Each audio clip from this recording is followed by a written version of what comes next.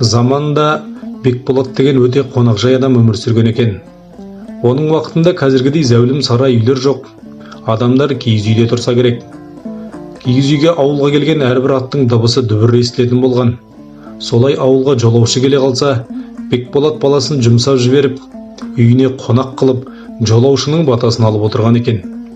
Күндердің күнде сол ауылға нөкерлерімен аузы дуалы абыз ақсақал келеді. Әлгі жолаушылардың келгенін байқап қалған Бекболат баласын жұмсап жіберіп, ауылға қонақ келген секілді аттарының басын бері бұр, қонақ қылайық дейді. Баласы қонақтардың алдынан шығып ассалаумағалейкум деп амандасып, қонақтарды үйге келіп қонақ қылып, алдарына ас қойып, арқа-жарқа болған әлгі абыз Бекболаттың көңіліне, пейіліне риза болып алақан жайып былай деп бата берген екен: халқыңа дана бол, жарлыға пана бол, әділдік жарық жұлдызың болсын, жау сескенер ұл қызың болсын, әумин деген екен. Біраз жылдар өткеннен кейін сол шаңырақта 9 бала дүниеге келіп, 9-ы да әділ патша болып ел билеген деседі.